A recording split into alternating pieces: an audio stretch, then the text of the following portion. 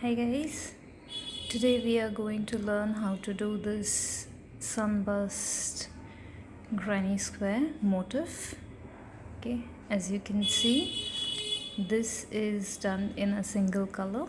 We can definitely do it in multiple colors with the center and the petals, as you would call them, in different colors, and then ending with the border in a different color. And today I'm going to do it with a local cotton thread for crochet, and I'm supporting the local industry. So this is the cotton thread that I'm using. You can see this is a really fine one, and I'm going to be using I'm going to be using a 1.1, if you can see, hook. Okay, so let's start. So we start off with a magic ring. Now there are multiple ways of doing this, and you can do it any way that you like. If you want, you can do a chain 4 and create a center, but I feel like doing the magic ring is a lot better. It gives a proper tension to the center here. Okay, now we chain 2 to begin. We do not count this chain 2 as our first double crochet. This is not our first double crochet. This is just a beginning chain. Now within this magic circle, we are going to be doing 16 double crochets. 16. So let's start. That's 1 and 2, 3, 4, 5,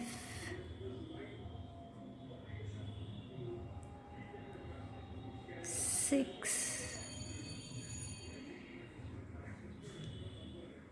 7, 8,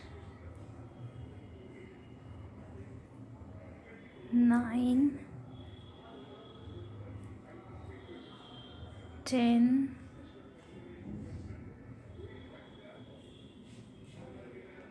11,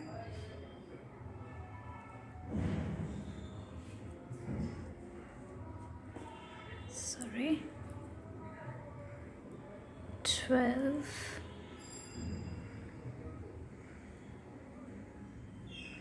13, 14,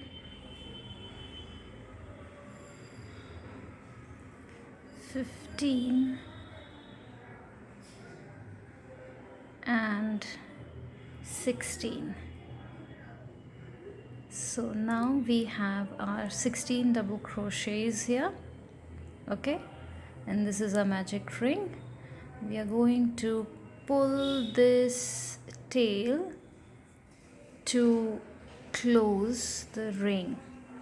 I'm going to pull it really hard and make sure that it is as closely done as possible. Okay, and we are going to slip stitch on this first double crochet on top of this first double crochet that you see here. So I'm going to insert my hook on top of that, like that, and what I do is I bring in this tail above and pull my slip stitch here. Now what it does is it helps me to cover up the tail, as I'll show you later on. It helps me to tuck in this tail in the back so that I don't have to worry about, sewing that in or making sure that I need to tuck it in at the end of the project. So it's done along the way. Now to start off the second round, we again chain 2, and again we do not consider it to be a stitch. Okay, this time what we need to do is we need to make these puff stitches here, right? This one. Okay, so we're going to make 16 of that on top of each of the double crochet, right?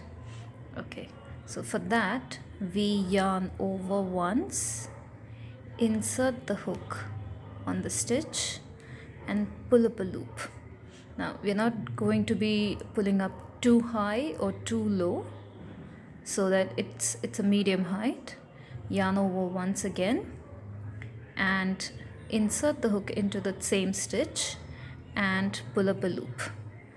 Okay, so now I have 1 2 3 4 5. Okay, I yarn over once again and I pull up a loop once more. Now I have 7 stitches here. I yarn over one more time and I pull up a loop. That's 4 times yarning over, and I'm going to do it one last time. So I'm going to yarn over 5 times and pull up a loop 5 times. So I'm going to end up with all these stitches over here. I'm going to yarn over and I'm going to pull through all of them at the same time and close the stitch and chain 1. Right, this is my first cluster that I made, and I'm keeping my tail when I'm pulling the loops on that so that I can keep hiding it behind these stitches. Okay, now let's do it once more. For the next stitch here, I'm going to yarn over and I'm going to pull up a loop, yarn over and pull up a loop. This is the second one. Yarn over, pull up a loop. The third one, yarn over, pull up a loop. The fourth one, yarn over, pull up a loop. The fifth one. And once we've done that, we can yarn over and pull through all the loops at the same time and close that cluster. Now we have 2 of them. We'll chain 1, and we are going to continue this throughout my 16 chains, and I'll see you at the end of the round.